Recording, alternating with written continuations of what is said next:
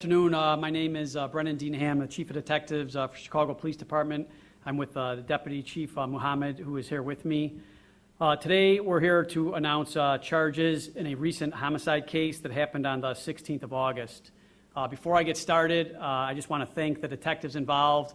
They really worked extremely hard on this case, along with the officers. This case actually crossed state lines into Indiana. I want to thank Indiana's help on this case as well, all the evidence technicians, and especially the community who helped us kind of step up and get this case solved. It's a very tragic case.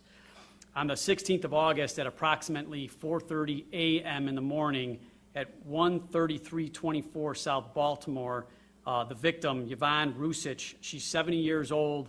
She's still working at that location. She gets to work early every day. She gets to work before the actual She gets to work actually before her boss shows up at that location. Her stepson drives to work with her, stays with her in like a separate car to make sure that she's safe. And then when the owner gets there, then she enters, with the owner. So we have a 70-year-old woman who's still working extremely hard, and then her life is tragically ended, really for no reason other than a car here. So what happens is she's waiting in the vehicle, and then her stepson sees a couple of cars. They drive past, they pull a U-turn, they're parking behind the victim and the stepson. At that point, the stepson kind of realizes something isn't right. You see these two offenders exit the car, start walking towards their cars. They're armed with handguns. Stepson tells her, drive away, drive away. They both try to drive away. As the victim drives away, one of the offenders shoots into her car. At that point, she crashes. The offenders get back into their car, and then they actually drive up and shoot into the car several more times. And some of this was actually captured on some pod video, and we pushed that out with the help of the news media and social media. And once again, that definitely helped in this case. So overall, detectives got to the scene that day, and they realized that they started tracking the vehicle that was used in the murder. They backtracked that vehicle and realized that that car was carjacked, which once again led to a different crime scene. They realized throughout the course of the night, this group had carjacked or attempted to carjack several vehicles, which led us to several different crime scenes. We recovered a total of 4 vehicles during this investigation. Some of those vehicles, as I mentioned, led us across state lines into Indiana. And while we tracked these stolen cars, we obviously contacted the victims of those carjacking incidents to see if they could identify somebody.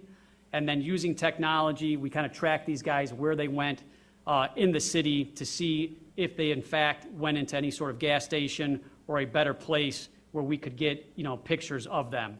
As I mentioned, we pushed the photos and the video we had out through the news media. And then as we were recovering the vehicles, we were fortunate enough to get a couple of witnesses to come in and cooperate, look at the video. They knew the suspects. They helped us identify those individuals. And then working with our fugitive apprehension team, we were able to arrest one of these offenders in Chicago. And this offender is a juvenile, so I won't be releasing the name. But this juvenile has been charged with first-degree murder, and that case will be transferred to adult court by the state's attorney's office.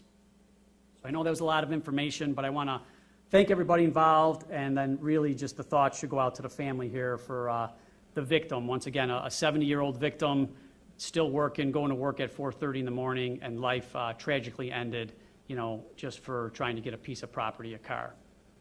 Can I take any questions?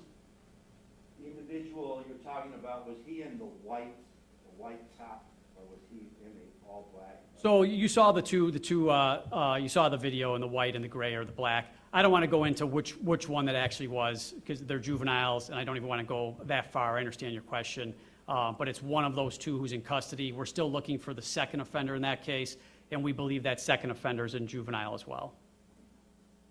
So, being able to say which one is still at large might help, though, to be able to see that image and say this person, we're still looking for this. Understood. Yeah, we know who we're looking for, and and the community that does know who did this, if they can help us out at all, they also know who we're looking for, and just based upon the descriptions, they know who's still out there. So that's what we're looking for. We're confident that hopefully we'll be able to arrest them in the near future. Do you have an age This juvenile that was charged was 17 years of age, and then the other one, due to the fact they're not in custody, I won't go into too much more detail due to the fact they are juveniles. So the 17-year-old will be charged as an adult?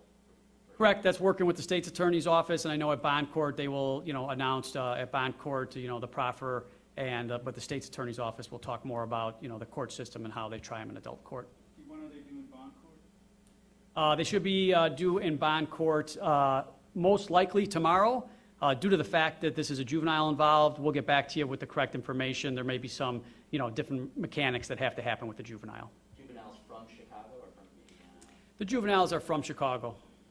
Why did they shoot Ms. Ruzich? Why would they shoot a 70-year-old woman on her way into work? So the juvenile that we had taken into custody did not speak, so only they can answer that question. I mean, it's senseless. I mean, you guys saw the video, so there's no reason to shoot someone besides the fact that she wouldn't give up her car in that quick of a manner. I mean, yeah, I mean, that was, it seemed like they opened fire rather quickly. There wasn't much of an interaction there. Are you able to explain what took place just in that moment right before the shots were fired? No, I mean, I think you guys saw the video, and as you mentioned, it happened that quickly. So it's, what's going through their mind that they're walking up and they want to, take this car, and then that she drives away, and that quickly they decide to fire. So that's how quick it happened.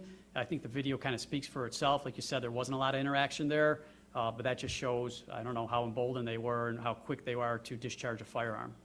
When you took the juvenile into custody, did he resist? Was he surprised to see you? Can you share any information about when you arrested him? I can't share the details, but there was, there obviously was not another use of force incident. So I'm sure he was surprised to be apprehended. But I think the important thing is that, he's off the street at this time. Last question. Now that this is known to be a carjacking, just given the carjacking crisis at this point in Chicago, what do you say to people who are concerned? I mean, we talked about she didn't even have a chance to get out and give him her property, which is what CPD has advised. It's scary. What do you say?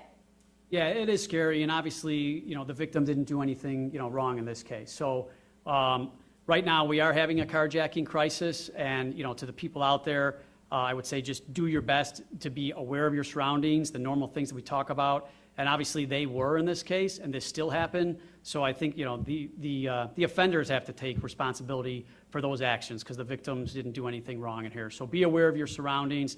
Definitely, you don't want to lose your life over property. And unfortunately, we have some extremely violent people who are doing this, so we just, cautious the community to please be, do your best to be safe and be aware of your surroundings and react accordingly. Was anybody hurt in the other carjackings?